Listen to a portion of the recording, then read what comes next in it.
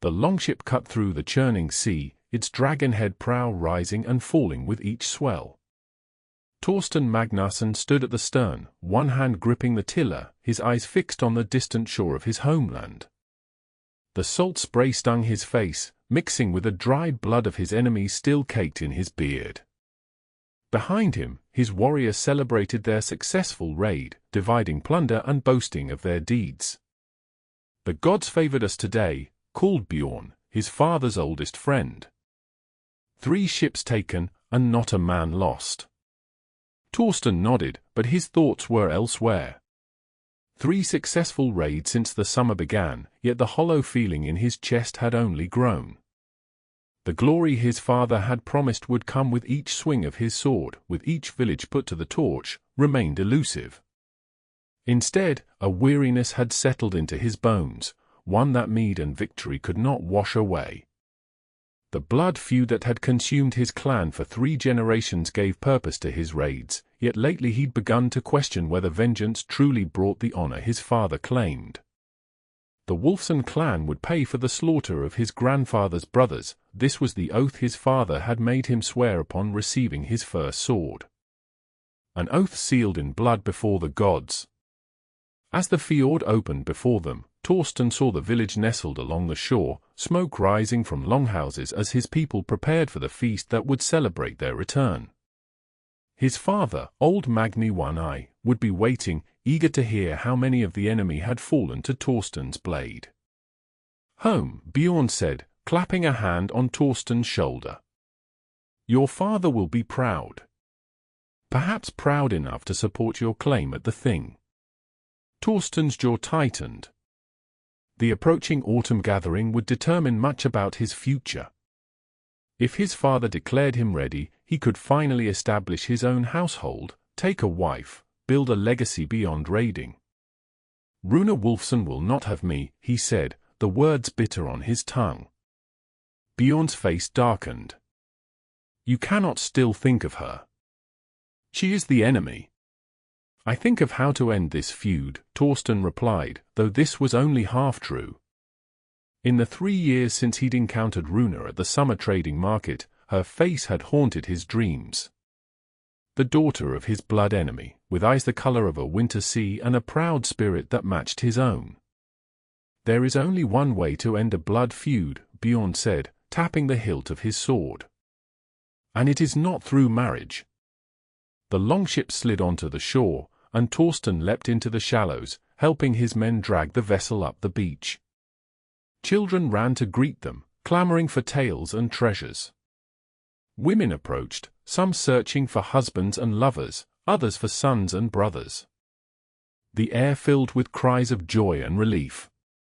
Torsten's father waited at the edge of the crowd, his single eye appraising the plunder being unloaded.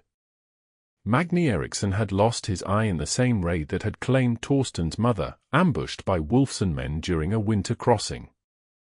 That loss had hardened him, turning a respected warrior into a man consumed by vengeance.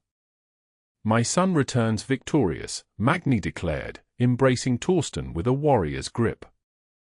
"Tell me how many Wulfsons fell to your blade." "None, father," Torsten answered. "We raided the Saxon coast. The Wulfsons were not there." Disappointment flickered across his father's weathered face. "There will be other raids before winter. The Wulfsons grow bold, taking new lands along the northern fjords. We will strike when they least expect it."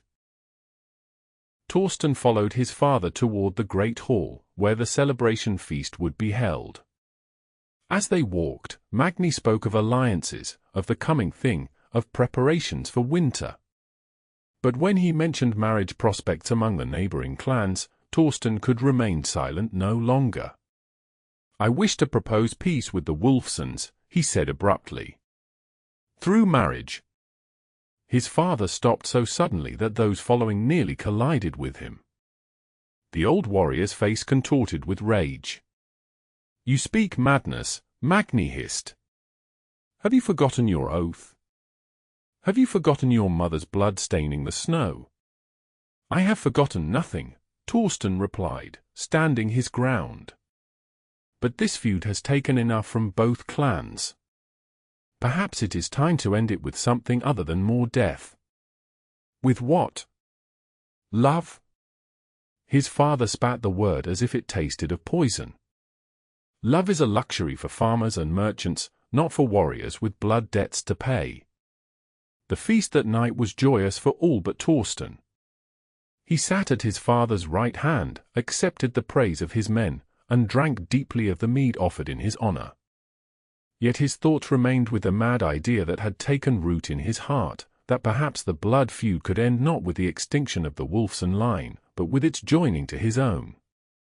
When the moon was high and the revelry at its peak, Torsten slipped away from the hall.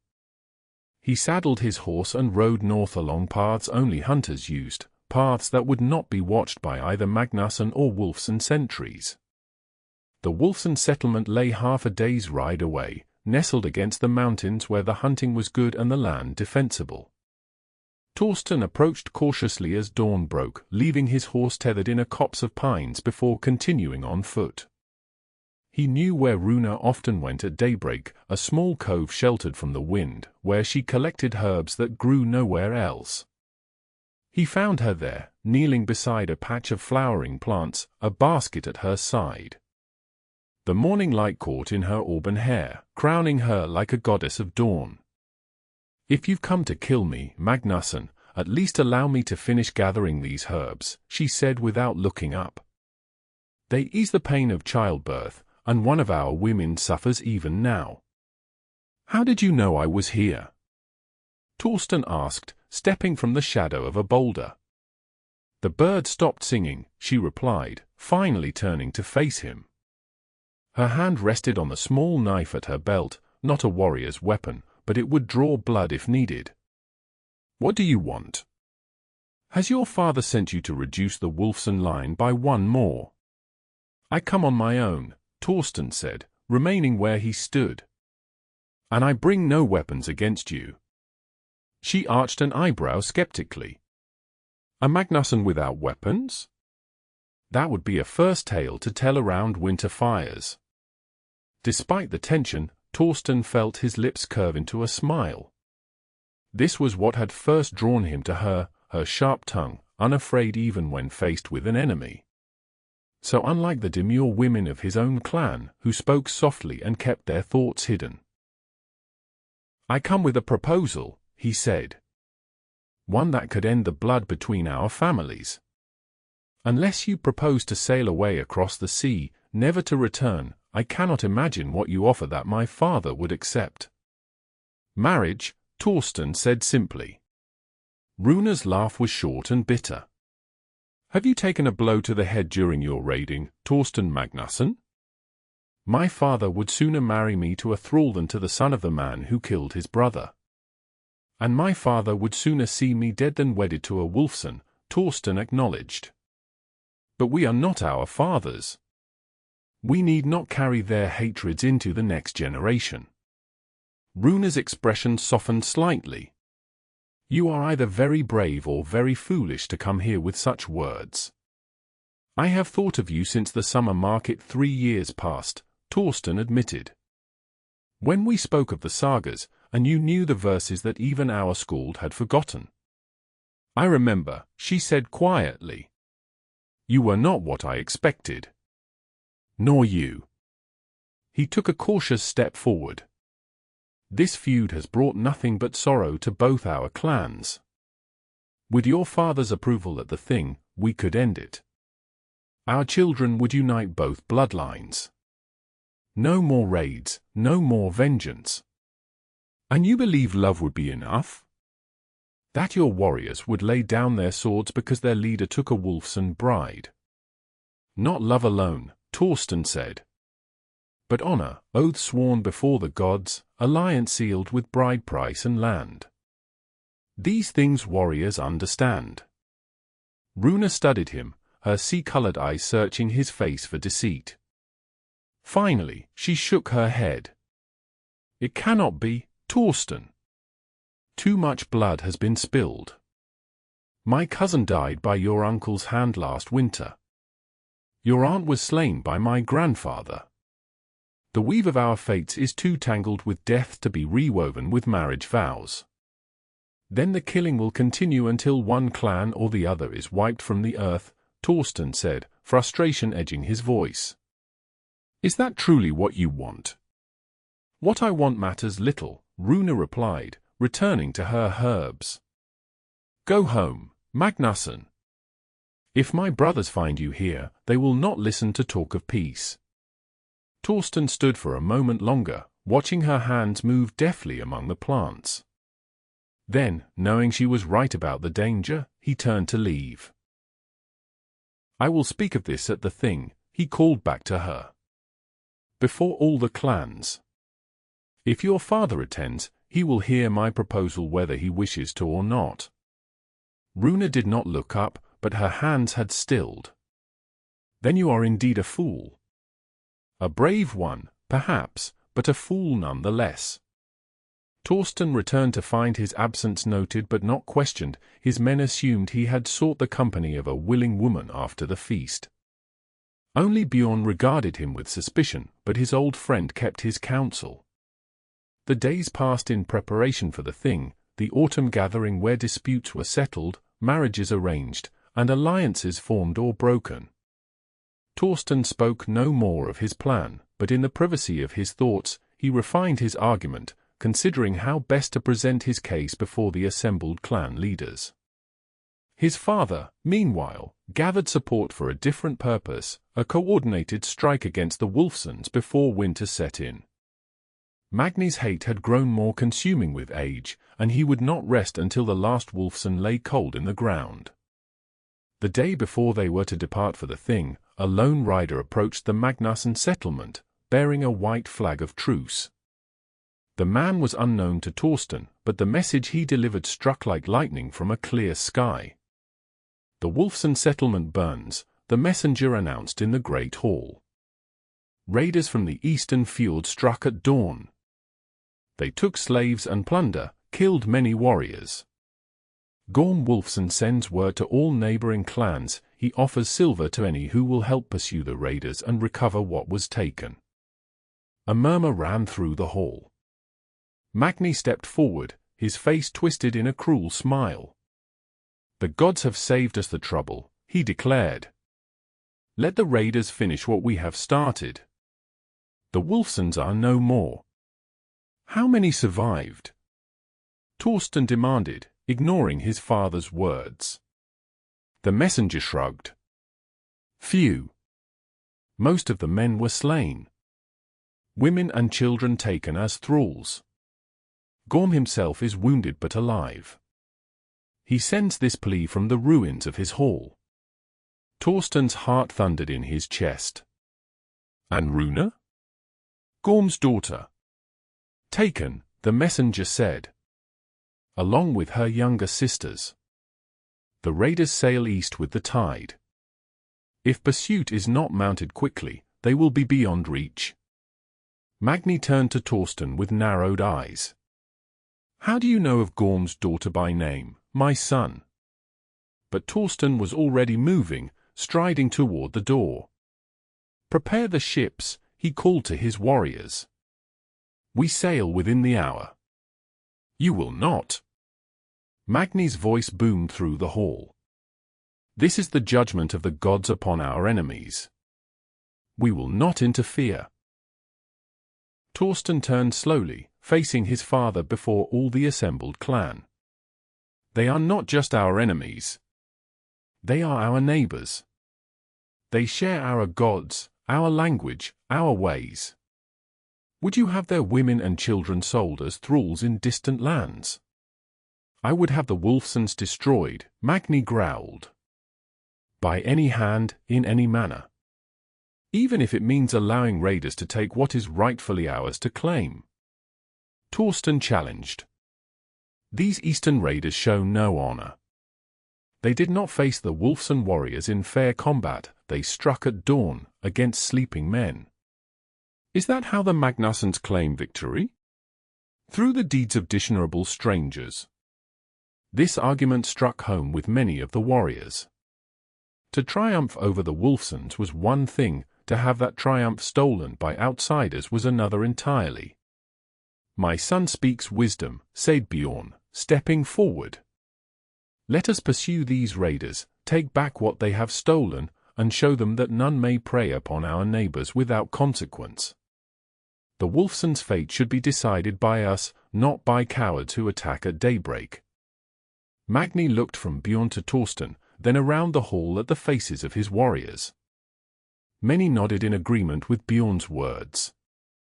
"Very well," the old chieftain finally conceded. "We will pursue these raiders. But not to save the Wulfsons, to punish those who would steal our vengeance." It was enough. Within the hour, 2 longships were launched, packed with Magnusson warriors eager for battle. Torsten commanded one, his father the other. They rode north first, to the smouldering ruins of the Wulfson settlement. The devastation was complete.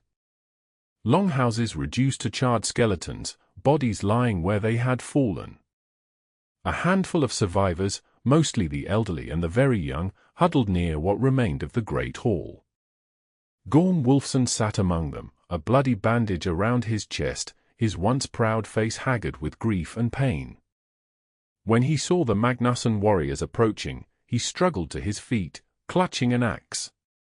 "Have you come to finish what the raiders began, Magni One-Eye?" he called, voice weak but defiant. "Then do it quickly. I have no strength left for a proper fight."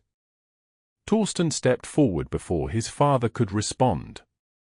"We have come to pursue the raiders and return what was taken," he said clearly. "How many ships? Which direction did they sail?" Gorm's eyes narrowed in suspicion. 3 ships. They sailed east with the morning tide." "But why would you help us, son of Magni?" "Because no one deserves what has happened here," Torsten replied. "Not even our enemies." "They took my daughters," Gorm said, his voice breaking. "My Runa fought like a shield maiden. Killed 2 before they overwhelmed her." Pride and anguish mingled in his words.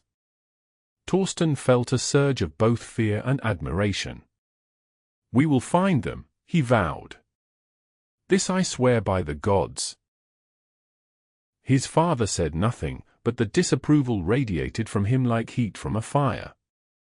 Nevertheless, the Magnusson ships set off in pursuit, following the course the raiders had taken. For 2 days they tracked the eastern ships, stopping only to question fishing vessels they encountered. On the morning of the 3rd day, they spotted sails on the horizon, 3 ships heading for a small, wooded island that rose from the sea like the humpback of a great beast. "They stopped to rest and divide their plunder," Magni said as they watched from a distance. "We will wait until nightfall, then strike." Torsten nodded in agreement. His father might have questionable motives, but his strategy was sound. As darkness fell, the Magnusson ships approached silently, oars wrapped in cloth to muffle their sound in the water. The raiders had made camp on the island's small beach, their captives bound and huddled together near the tree line. Fires burned low, and most of the raiders were deep in their cups, celebrating their successful raid. Torsten scanned the group of captives, searching for Runa's distinctive auburn hair. He spotted her at the edge of the group, separated slightly from the others. Even from a distance, he could see that her face was bruised, but her posture remained proud, unbowed. The Magnusson struck with the fury of a sudden storm. They leapt from their ships into the shallows, weapons raised, war cries shattering the night. The surprised raiders scrambled for their weapons, but many fell before they could mount an effective defense. Torsten cut his way through the chaos toward Runa, his sword red with the blood of any raider foolish enough to stand in his path. When he reached her, he sliced through her bonds with a single stroke. "Can you walk?" he asked urgently. "I can fight," she replied, snatching up a fallen raider's sword. "My sisters are there." She pointed toward a cluster of younger women. Together they fought their way to the other captives, freeing them as they went. Runa wielded the sword with surprising skill, her movements economical and deadly despite her injuries. The battle was brief but brutal. The raiders, caught unprepared and many of them drunk, fell quickly to the Magnusson warriors. By the time the moon had risen fully above the horizon, it was over. The surviving raiders were bound, the captives freed, and the plunder reclaimed. Magni stood among the bodies, his sword dripping blood onto the sand. He surveyed the scene with his single eye, then turned to where Torsten stood with Runa and the other Wulfson women. "The debt between our clans remains," Magni declared. "But today, the Magnussons have shown honor. The Wulfsons will return to rebuild what was lost, and when they are strong again, our feud will continue as the gods intended." "Or it could end here," Torsten said, stepping forward. "Father, I would speak at the thing as planned. Let this shared victory be the beginning of peace, not merely a pause in our war." Gorm Wulfson had been among the captives, too injured to fight during the raid but alive nonetheless. He limped forward now, leaning on his younger son's shoulder. "My daughter tells me you came for her specifically, Torsten Magnusson," he said, his voice rough with pain. "That you knew her name, that you have spoken with her before." Torsten met the older man's gaze steadily. "I have. I proposed marriage to join our clans and end the blood feud. She refused me." A murmur ran through both groups of warriors. Such a proposal was unthinkable, yet here was Torsten admitting it openly before both clans. "She was wise to refuse," Gorm said. "Our blood feud runs too deep for marriage to wash it away."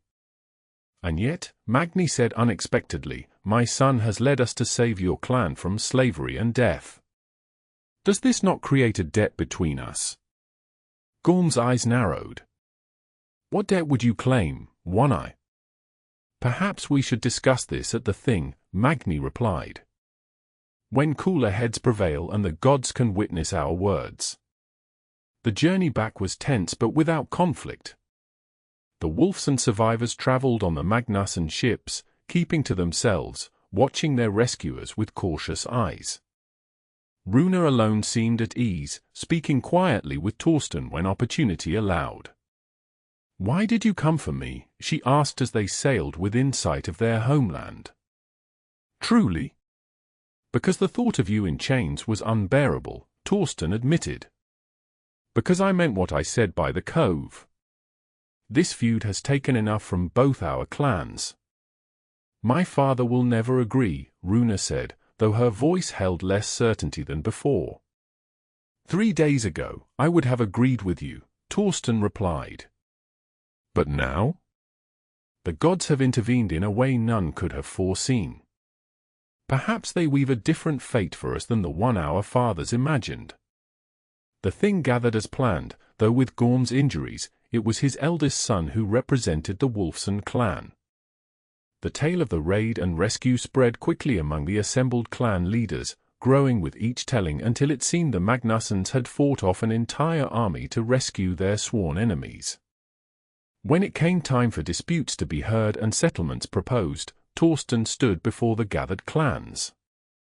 His father sat among the chieftains, his expression unreadable. "For 3 generations, the blood feud between Magnusson and Wulfson has taken our best warriors, our brothers, our fathers," Torsten began. "Each death demands another in payment, and so the cycle continues without end. I stand before you today to propose an end to this feud." Murmurs rippled through the crowd.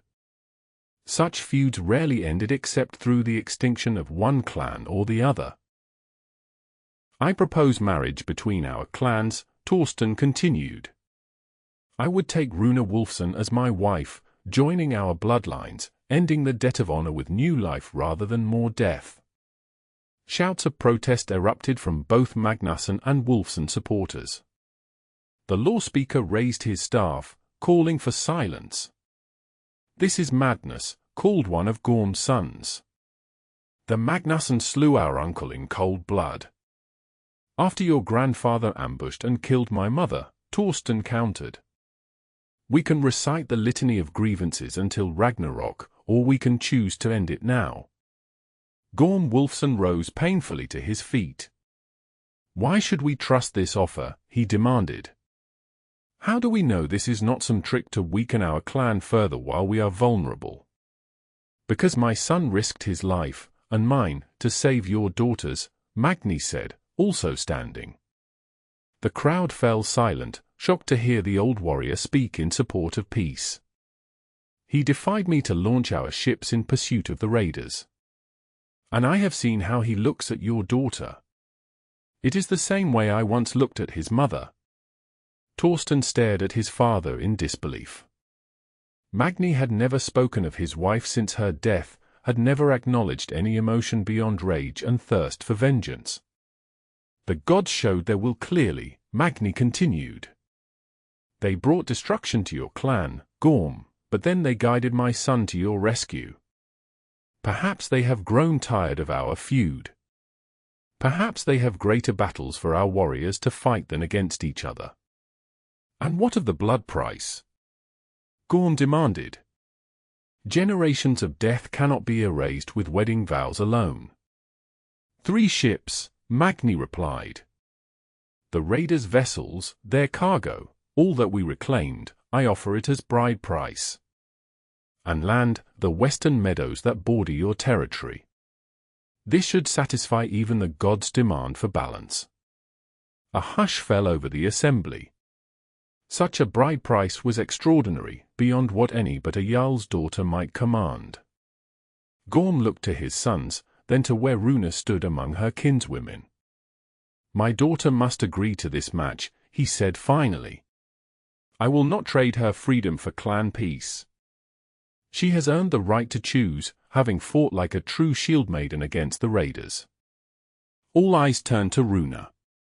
She stepped forward, her bruised face held high. When Torsten Magnusson first proposed this match to me, I refused him, she said, her clear voice carrying across the hushed gathering. I believed, as many here still do, that our blood feud ran too deep for love to bridge. But then I watched him cut down raiders to reach me, not for glory or plunder, but to keep a promise made to my father, his sworn enemy. She turned to face Torsten directly. I have seen your honor, son of Magni. I would accept your proposal, if it truly brings peace to our clans. A cheer rose from some of the younger warriors, quickly hushed by their elders. The law speaker stepped forward. If both clan heads agree to this match, and the bride consents, then the feud may be declared settled under our ancient laws, he proclaimed.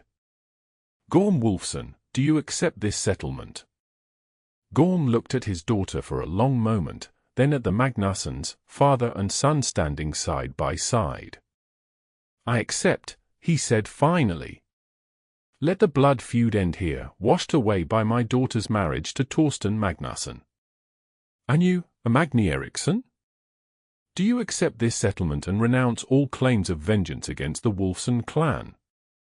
Magni's single eye fixed on Gorm, decades of hatred visible in his gaze. Then, slowly, he nodded. I accept.